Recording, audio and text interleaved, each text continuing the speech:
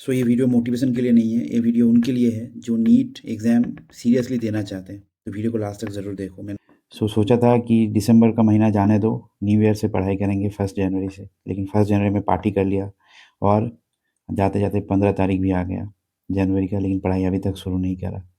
ऐसे करते-करते ना जाने लग रहा है कि फरवरी भी चला जाएगा, मार्च भी चला जाएगा, अप्रैल भी चला जाएगा और एग्ज़ाम का दिन भी आ जाएगा और तुम लोग सोते रहोगे।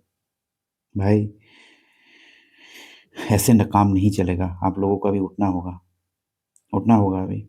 और कुछ बच्चे मुझे बोल रहे हैं, कुछ स्टूडेंट बोल रहे हैं मुझे या फिर बोल रही है कि भैया मैं नेक्स्ट ईयर के लिए प्रिपेयर करूँगा। आपने तो ड्रॉप करा है, तो ड्रॉप का बहुत मज़ा आएगा, ड्रॉप करके पढ़ने में फिर से मैं फ्रेश करके स्टार्ट करूँगा। आपको क्या लगता है ड्रॉप बहुत आसान सी चीज़ होता है?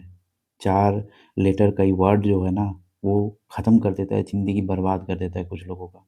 कुछ लोग फांसी में लटक जाते हैं। ड्रॉप बहुत खतरनाक चीज़ है। जो भी बच्चे पढ़ाई कर रहे हो, एक बात याद रखना, अगर ड्रॉप करने की सोची आपने तो आप फँस गए हो, क्योंकि ड्रॉप आपको फिर से वो सर्कल में घुसा देगा जो सर्कल बार-बार रिपीट होता जाएगा। कब से 5-7 साल ऐसे ही निकल जाएगा ना, आप लोग सोच भी नहीं सकते। हमेशा बच्चे बोल रहे हैं कि भैया मैं 1 साल के लिए हमें मुझे प्रिपरेशन प्लान दे दो, 2 साल के लिए प्रिपरेशन प्लान दे दो। ठीक है, वो तो 11th में है, ठीक है, लेकिन जो बच्चा 12th में है वो बोल रहे हैं मुझे 1 साल के लिए प्रिपरेशन प्लान दे दो। कुछ लोग हार मान चुके हैं। उनको लग रहा है कि अभी आगे कुछ नहीं होने वाला है। भाई 4 महीना से साढ़े 3 महीना बचा है अभी। बहुत कुछ हो सकता है भाई, बहुत कुछ हो सकता है। आप लोग एक बार ट्राई तो करके देखो। ट्राई तो करके देखो एक बार, एक दिन कुछ नहीं करना है आप लोगों को, बस उठ के 10 क्वेश्चन एमसीक्यू सॉल्व करना है। बस 10 क्वेश्चन एमसीक्यू सॉल्व करो मेरी बात सुन के एक बार भाई मेरे प्लीज़। ऐसा इतना मत सोचो, ज़िंदगी बर्बाद हो जाएगा भाई। अपने आप को क्यों ख़त्म कर रहे हो ऐसे? फिर से ड्रॉप लेंगे, फिर से 1 साल और प्रिपेयर करेंगे। मज़ा आता है क्या ड्रॉप लेने में? कुछ लोग मुझे कमेंट में बोले कि इसका वीडियो मत देखो क्योंकि इसको देखोगे तो ड्रॉप करने को मन करेगा फिर से। भाई मैं खुद ड्रॉप का बहुत खिलाफ हूँ क्योंकि ड्रॉप को मैंने जिया है। नीट को मैंने जिया है ड्रॉप के ज़रिए से। मेरा एक्सपीरियंस ये कहता है कि ड्रॉप सबसे खतरनाक चीज़ होता है। एक बार इंसान फँस गया ना ड्रॉप पे सर्कल में, तो इंसान उससे निकल नहीं पाता है। कुछ लोग निकल जाते हैं और वो टॉप रिज़ल्ट करके बाहर चले गए। सब लोग नहीं होते भाई। अब भी जो लोग फ्रेशर हो या फिर 1 साल ड्रॉप करे हो, आप लोग गलती से भी ऐसा मत सोचो कि मुझे नेक्स्ट ईयर ड्रॉप करना है। आप लोग ये सोचो कि मुझे इस साल ही निकलना है।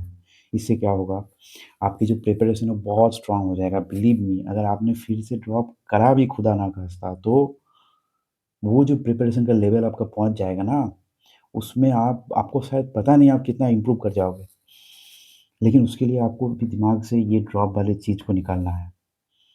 और यार, साढ़े 3 महीना बचा है, अभी से कोई हथियार टालता है क्या? कैसा डॉक्टर बनोगे आप? कैसा डॉक्टर बनोगे? डॉक्टर क्या होता है? जो पेशेंट के लास्ट ब्रेथ तक उसको ट्राई करता है बचाने की, यहाँ तक ब्रेथ खत्म होने के बाद भी ट्राई करता है उसको बचाने की। और आप लोग अभी से हार मान जा रहे हो। अभी से लग रहा है कि नहीं होगा। कैसे डॉक्टर बनोगे आप?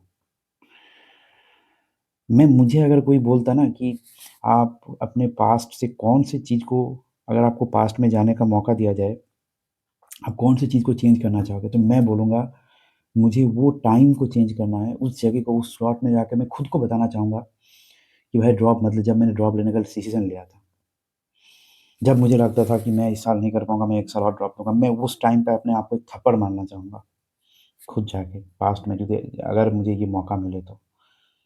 भाई बहुत खतरनाक है ड्रॉप, प्लीज़ यार, अपने आप को बर्बाद मत करो। बर्बाद इन द सेंस, जिन लोगों ने ड्रॉप कर दिया उन लोगों की बात नहीं कर रहा हूँ, वो उनको मैं ये कहना चाहता हूँ कि और ड्रॉप मत करो, और ड्रॉप लेने की कोशिश मत करो। क्यों? अच्छा, एमसीक्यू सॉल्व करके देखो ना भाई, प्रीवियस ईयर क्वेश्चन करके तो देखो, नहीं हो रहा है सॉल्यूशन देखो, फिर सॉल्व करो, सॉल्यूशन देखो, फिर सॉल्व करो, फिर एमसीक्यू देखो, फिर उसके फॉर्मूला शीट देखो, फिर सॉल्व करो। क्यों नहीं होगा यार? होगा, होगा, होगा। मेरा लास्ट के 3 महीने में हुआ था। मेरा 350 से मार्क्स मेरा 643 तक गया था। मैंने जितनी भी मिस्टेक्स किया था ना, एक ऐसा एक नोटबुक था मेरा, मैं दिखाऊँगा कभी हो सके तो, ऐसे नोटबुक में मैं उसको नोट डाउन कर लेता था। और हर मॉक टेस्ट से पहले उस मिस्टेक कॉपी को देखता था और मेरा एक नोटबुक और था जिसमें मैंने इंपॉर्टेंट टॉपिक्स के नेम लिखा हुए थे। इंपॉर्टेंट टॉपिक्स का नाम देखता था और टॉपिक को मैं एनसीईआरटी से रिवाइज़ करता था या फिर नोट से रिवाइज़ करता था या फिर शॉर्ट नोट से रिवाइज़ करता था या फिर माइंड मैप से रिवाइज़ करता था। मैं उसी को देखता था हर एक टेस्ट से पहले। बस mock test, mock test, mock test जिसका सिलेबस 60 टू 70% हो चुका है, वो भी फुल सिलेबस मॉक टेस्ट दो यार। क्योंकि आपने जो 70% पढ़ा है ना, उसको अभी भूलना नहीं है, उसके लिए आपको क्या करना है? फुल सिलेबस मॉक टेस्ट देना है ताकि वो चीज़ें आप ना भूलो। आपको ये टारगेट रखना है कि जो 70% मैंने पढ़ा है, उसमें से गलती ना हो। 70% के बाहर जो आपने पढ़ा है, अगर उससे गलती होता है, तो यार कोई बात नहीं ना, वो तो आपने पढ़ा नहीं ना अभी तक। तो उसमें अगर गलती हो तो आपको कोई दिक्कत नहीं है। मार्क्स बहुत कम आएगा पहले, लेकिन मार्क्स क्या मेन है? मॉक टेस्ट का मार्क्स क्या एक्चुअल मार्क्स होता है? नहीं। मॉक टेस्ट एक अपॉर्च्युनिटी की तरफ लो। ऐसा नहीं कि जजमेंट ले लिया कि मेरा मॉक टेस्ट में 350 आ रहा है, मतलब एग्ज़ाम में भी 350 आएगा, मेरा 650 एग्ज़ाम में 750 नहीं, ऐसा नहीं होता है। मॉक टेस्ट को as a opportunity low, as a opportunity आप इससे सोचो कि मुझे मौका मिल रहा है 3 घंटा सारी चीज़ें याद करने का, सारी चीज़ें एक्टिव रिकॉल करने का मौका मिल रहा है, ना कि मैं इसको जो मिलेगा मेरे एग्ज़ाम में वही आएगा, ऐसा नहीं, मत सोचो यार। और उसके बाद आता है एमसीक्यू प्रैक्टिस। भाई आपको एमसीक्यू के ज़रिए ही एग्ज़ामिनर को प्रूव करना है कि आप बहुत ज्ञानी हो। एग्ज़ामिनर को ये नहीं पता चलेगा कि इसने बहुत सारा लेक्चर्स अटेंड किया है। इतना लेक्चर, लेक्चर, लेक्चर कर रहे हो, लेक्चर क्या लेक्चर में के बाद जो सवाल सर करवाते हैं इतना लॉन्ग लेक्चर में बाद में हो जाता है क्या? नहीं होता है। उसके लिए आपको एमसीक्यू करना है। अगर आप छोटा लेक्चर करोगे तो और ज़्यादा अच्छा होगा।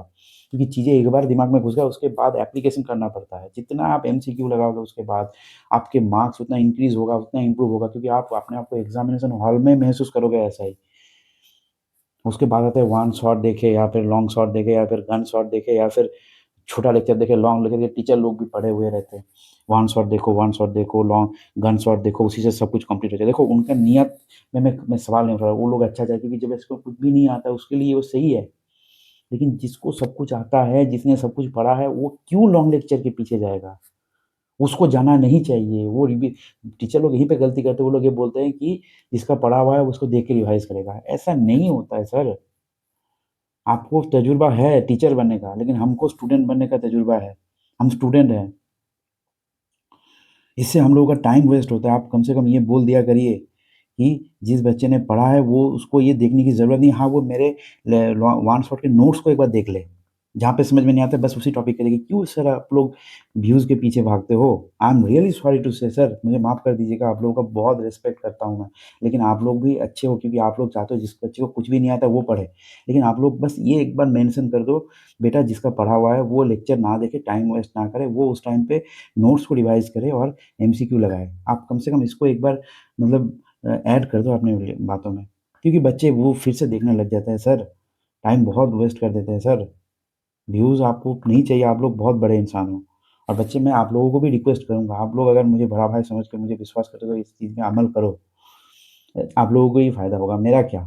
बस मुझे ये फ़ील होगा कि चलो मेरे गाइडेंस से कम किसी को हेल्प तो हुआ।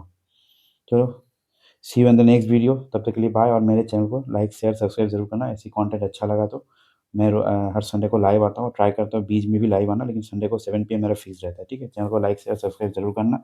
Thank you, all the very best.